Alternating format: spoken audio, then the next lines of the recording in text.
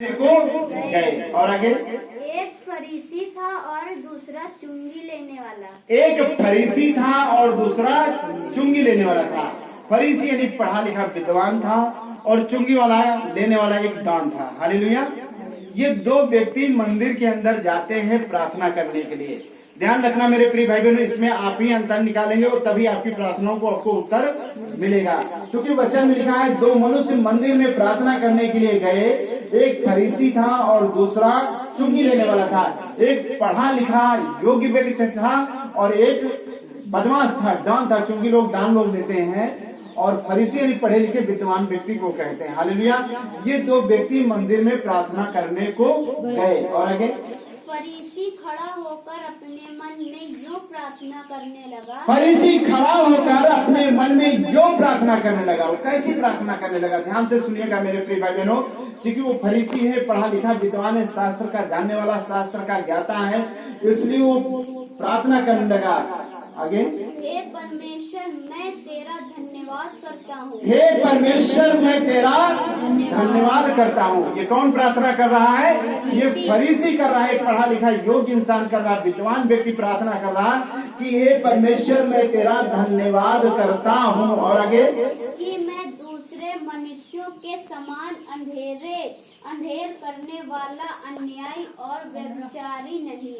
और मैं दूसरे मनुष्यों के समान अंधेर करने वाला, अन्यायी और व्यभिचारी नहीं है। हालेलुया।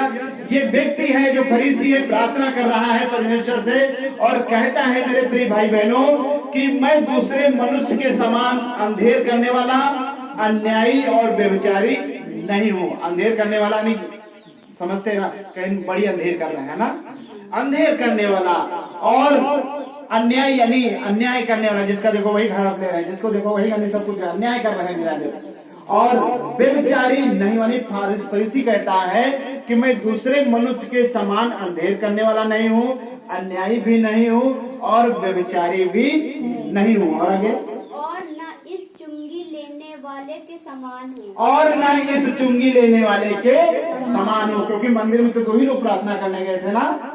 ये फरीसी कहता है कि मैं इस चुंगी लेने वाले के भी समान नहीं हूँ। हालेलुया। और आगे, मैं सप्ताह में 2 बार उपवास रखता हूँ। मैं सप्ताह में 2 बार उपवास रखता हूँ। ध्यान रखना मेरे प्रिय भाई बहन, देखिए प्रार्थना क्यों नहीं सुनी जाती, किसकी माफ होगी, ये आप अभी पता लगाएं। वो कहता है कि मैं सप्ताह में 2 बार उपवास रखता हूँ, 2 बार मैं व्रत रखता हूँ। हालेलुया। और आगे, मैं अपनी सब कमाई का 10वां अंश भी देता हूँ। मैं अपनी सब कमाई का 10वां अंश देता हूँ। ये कौन प्रार्थना कर रहा है? ये फरीसी प्रार्थना कर रहा है। किससे कर रहा है? मंदिर में जाके परमेश्वर से प्रार्थना कर रहा है। हालेलुया। और आगे, परंतु चुंगी लेने वाले ने दूर खड़े होकर स्वर्ग की ओर आंखें उठाना भी न चाहा, वरन अपनी छाती पीट पीट कर कहा, हे परमेश्वर, मुझ पापी पर दया कर। हालेलुया। परंतु चुंगी लेने वाले ने दूर खड़े होकर के, वो मंदिर भी नहीं गया होगा शायद, नहीं, बाहर ही से चिल्लाने लगा होगा, कहने लगा कि परंतु चुंगी लेने वाले ने दूर खड़े होकर स्वर्ग की ओर आंखें उठाना भी न चाहा। ये गुरु ने कैसे आंखें उठाएं? स्वर्ग की ओर आंखें उठाना भी न चाहा, वरना अपनी छाती पीट पीट कर कहने लगा। और क्या कहता है? हे परमेश्वर, मुझ पापी पर दया कर। हालेलुया। हे परमेश्वर, मुझ पापी पे दया कर। फरीसी कैसी प्रार्थना करता था? मैं अंधेर करने वाला नहीं हूँ, मैं चुंगी लेने वाला नहीं हूँ, मैं व्यभिचारी भी नहीं हूँ, ये मैं इस चुंगी लेने वाले के समान भी नहीं हूँ। फरीसी ऐसे प्रार्थना करता था। लेकिन एक चुंगी लेने वाला कहता है, वो स्वर्ग की तरफ अपनी आंखें भी नहीं उठाता है और हो सकता है मंदिर के अंदर भी न गया हो, बाहर खड़ा रहा हो और वहां से कहने लगा कि हे परमेश्वर, मुझ पापी पर दया कर। हालेलुया। 14 नंबर, मैं तुमसे कहता हूँ, मैं तुमसे कहता हूँ कि वह दूसरा नहीं परंतु यही मनुष्य धर्मी है। वह दूसरा नहीं परंतु यही मनुष्य धर्मी है। हालेलुया। कौन दूसरा? यानी दूसरा मनुष्य नहीं, यही मनुष्य धर्मी है। कौन धर्मी निकला? चुंगी लेने वाला धर्मी निकला। तो आपको कैसी प्रार्थना करना है? चुंगी लेने वाले के समान। फरीसी की तरह नहीं प्रार्थना करना है कि प्रभु हम संगति भी जाते हैं और दान दसवां अंश भी देते हैं और इस चुंगी लेने वाले के समान भी नहीं। ऐसी प्रार्थना करोगे तो परमेश्वर कभी आपकी प्रार्थनाओं का उत्तर नहीं देगा और ना उसमें आपको आशीष मिलेगी। और जैसे चुंगी लेने वाले ने प्रार्थना किया, स्वर्ग की तरफ आंखें भी नहीं उठाना चाहा और कहने लगा छाती पीट कर कि प्रभु मैं पापी हूँ। और जब उसने पापी किया तो प्रभु कहते मैं तुमसे कहता हूँ कि वह दूसरा नहीं परंतु यही मनुष्य धर्मी जाकर अपने घर गया। हालेलुया। घर यहाँ से कुछ लेके जाओ, लेके तभी जा सकते हो जब बाइबल के अनुसार प्रार्थना करो। हालेलुया। क्योंकि हमें कैसी प्रार्थना करना है? चुंगी लेने वाले के समान प्रार्थना करना।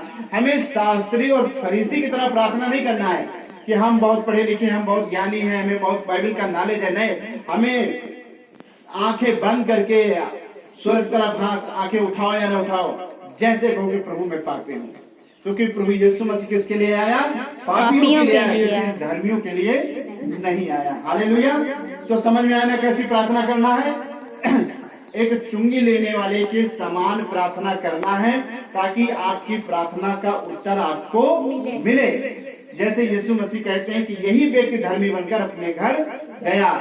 जब आप ऐसी प्रार्थना करोगे तभी परमेश्वर आपकी प्रार्थना को उत्तर देगा और आशीष देगा। हालेलुया। मत्ती 6:1 पढ़ें। क्योंकि हमारी प्रार्थनाएं दिखावे की नहीं होनी चाहिए।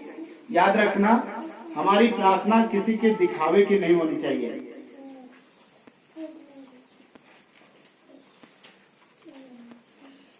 मत्ती 6:1 नया नियम 9 पेज नंबर। हाँ, मत्ती 6:1 पढ़ो। सावधान रहो, तुम मनुष्यों को दिखाने के लिए अपने धर्म के काम न करो। हालेलुया। सावधान रहना है मेरे प्रिय भाई। और देखिए परमेश्वर खड़े शब्दों में आपसे बात करता है। सावधान रहना है कि तुम मनुष्यों को दिखाने के लिए अपने धर्म के काम ना करो। नहीं, हमें मनुष्यों को दिखाना नहीं है। और आगे, नहीं तो अपने स्वर्गीय पिता से कुछ भी फल ना पाओगे। नहीं तो अपने स्वर्गीय पिता से कुछ भी फल नहीं पाओगे। याद रखना, हमें चुंगी लेने वाली की तरह प्रार्थना करना। इसलिए प्रभु कहता है ये काम हमको नहीं करना है। हमें फरीसी की तरह प्रार्थना कभी नहीं करना है। और हमें अपने कोई भी काम करते हो परमेश्वर के लिए तो दिखावा वाला काम नहीं होना चाहिए। हालेलुया। आपका गुप्त काम होना चाहिए। जो कुछ होता है सब परमेश्वर में गुप्त होता है।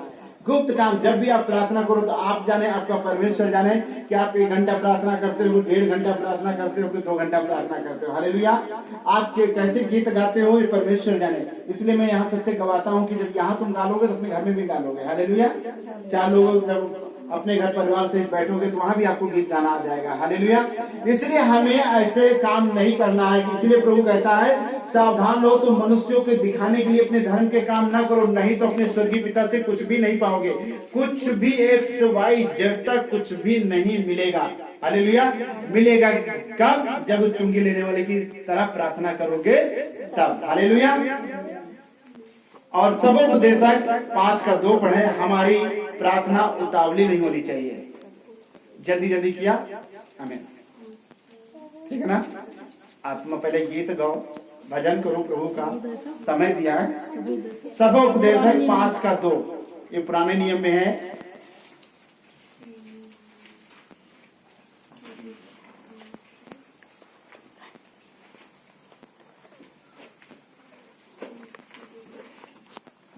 नीति वचन के बाद है। पढ़ो जल्दी से।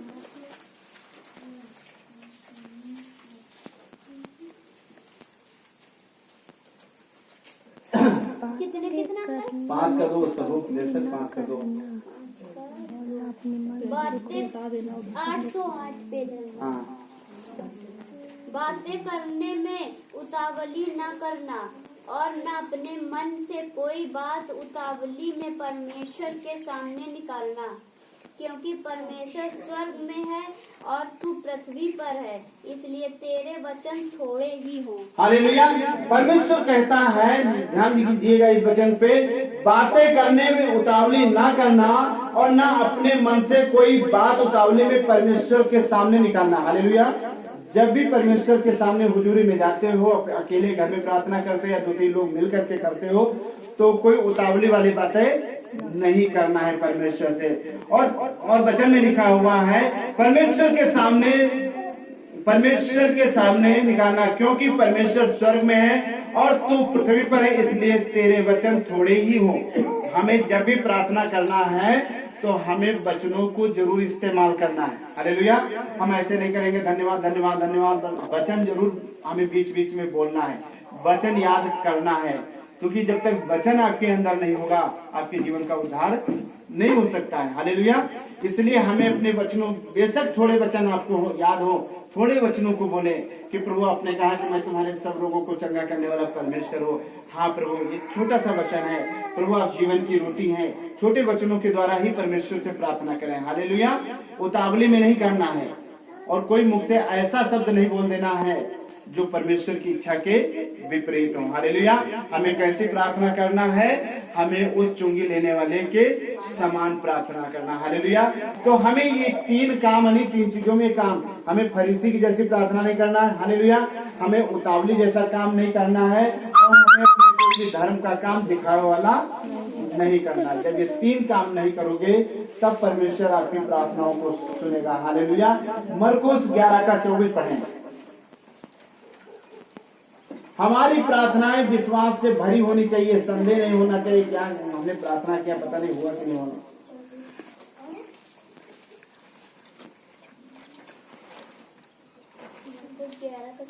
हाँ 11:24 हाँ। इसलिए मैं तुमसे कहता हूँ कि जो कुछ तुम प्रार्थना करके मांगो तो प्रीति कर लो कि तुम्हें मिल गया। हालेलुया। क्या वचन में लिखा हुआ है? परमेश्वर कहता है मेरे प्रिय भाई बहनों, इसलिए मैं तुमसे कहता हूँ, यीशु मसीह कहते हैं, मैं तुमसे कहता हूँ कि जो कुछ तुम प्रार्थना करके मांगो तो प्रतीत कर लो कि तुम्हें मिल गया। हालेलुया। यह तो आपने प्रार्थना किया कि ये चंगे हो जाएं, तो आपके अंदर विश्वास होना चाहिए कि हाँ प्रभु अपने ने चंगाई दे दी। आपके अंदर का विश्वास कम नहीं होना चाहिए। हालेलुया। आप किसी के लिए प्रार्थना करें, आपका विश्वास कमजोर नहीं होना चाहिए। हालेलुया। पहले तो परमेश्वर यानी शैतान आप ही को डिस्टर्ब गया, पता नहीं मैंने प्रार्थना किया हमको फायदा मिला हो या ना मिला हो। हालेलुया। है ना, हमारे अंदर है, आपने प्रार्थना कर लिया। इसलिए वचन में लिखा है कि इसलिए मैं तुमसे कहता हूँ कि जो कुछ तुम प्रार्थना करके मांगो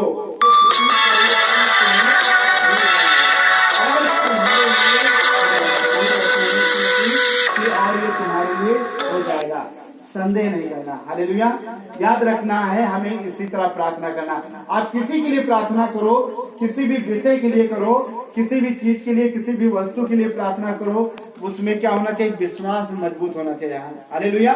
कोई संदेह नाम की चीज उसमें 1% नहीं होना चाहिए। और नहीं, जहाँ संदेह हुई तहाँ शैतान आपको क्या करेगा? तुरंत डिस्टर्ब कर देगा और फिर वो प्रार्थना किसी के दूसरे के ऊपर लाग। बेशक आप छोटे शब्दों में प्रार्थना कर दोगे। सबसे छोटी प्रार्थना बाइबल बताती है कि जब पतरस पानी में डूब रहा था, डूबने लगा और उसने कहा कि हे प्रभु मुझे बचाओ, यीशु मसीह ने तत्काल उसका हाथ पकड़ लिया। सबसे छोटी प्रार्थना ये है।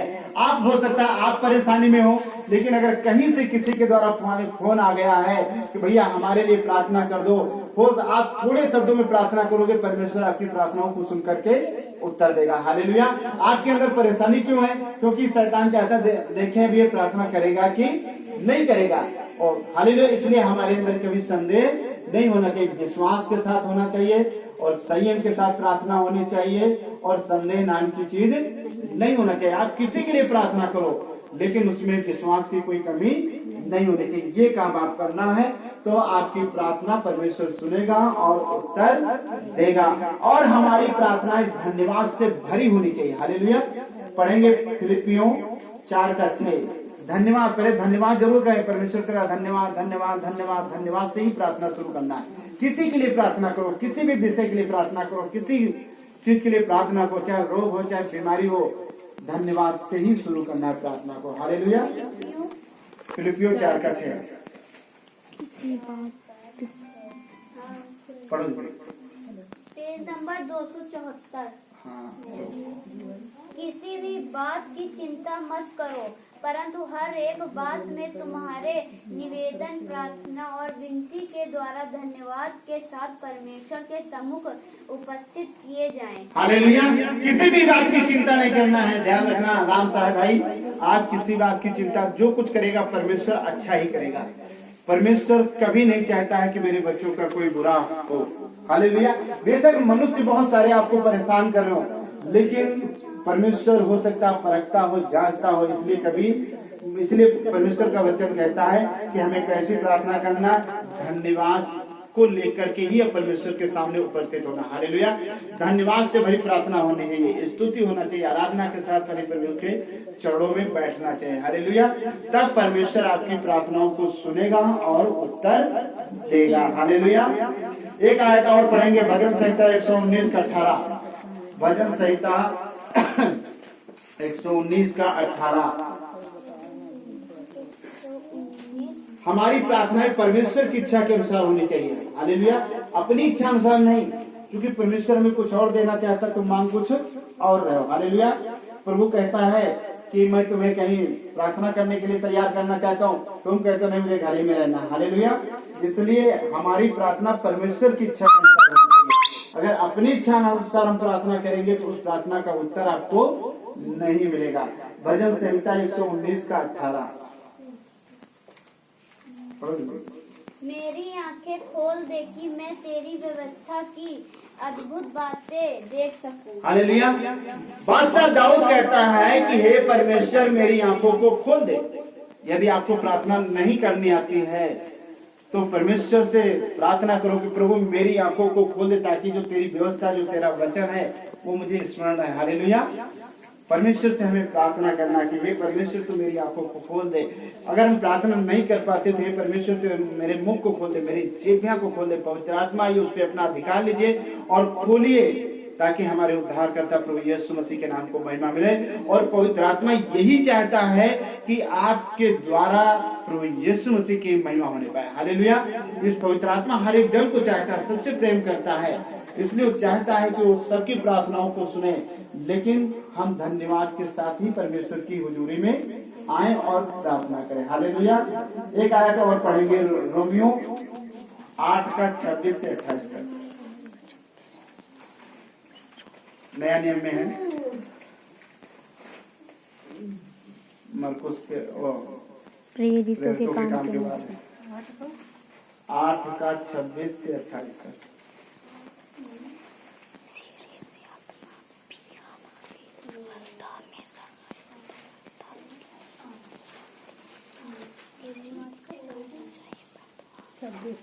हाँ।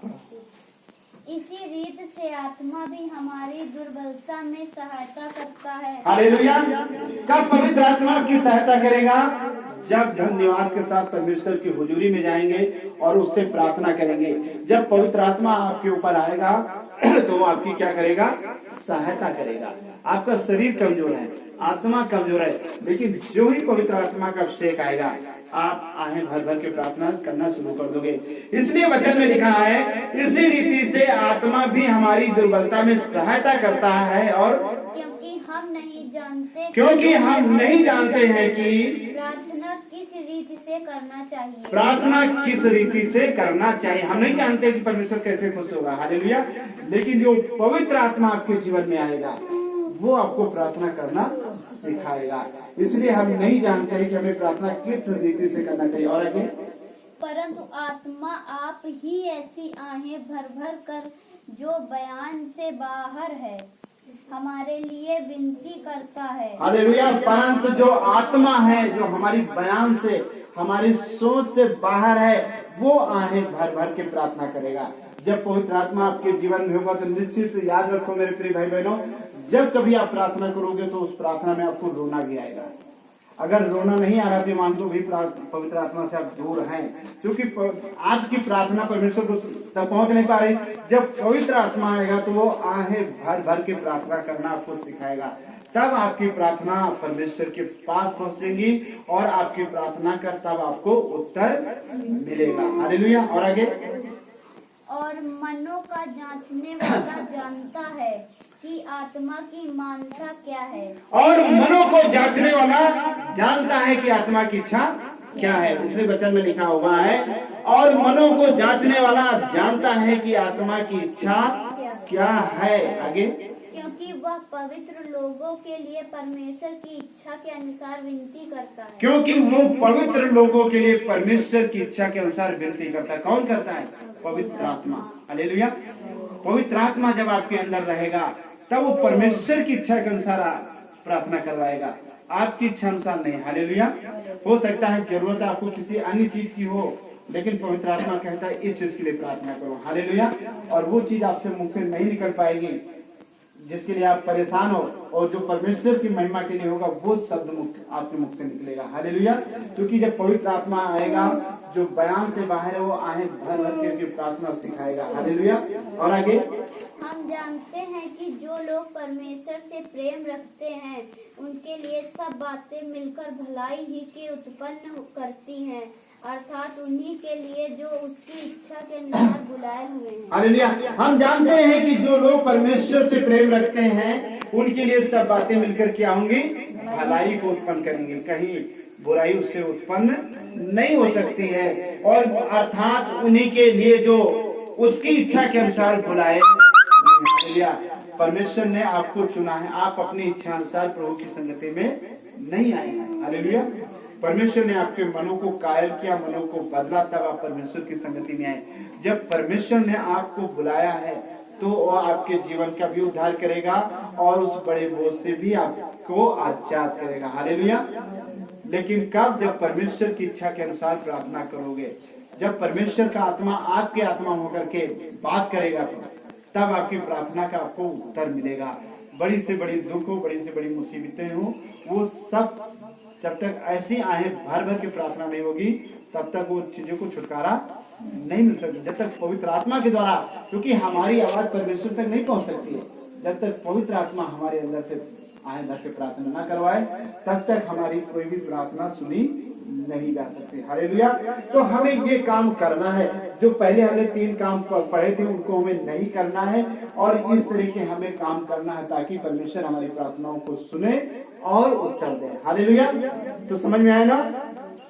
हमें शास्त्री और फरीसी की तरह प्रार्थना नहीं करना है, चुंगी लेने वाले की तरह प्रार्थना करना है, और सावधानी के साथ प्रार्थना करना है। हालेलुया। उतावली प्रार्थना नहीं करना है। तो आइए अपनी आंखों को बंद करें और इन्हीं को वचनों को याद करके प्रार्थना करें।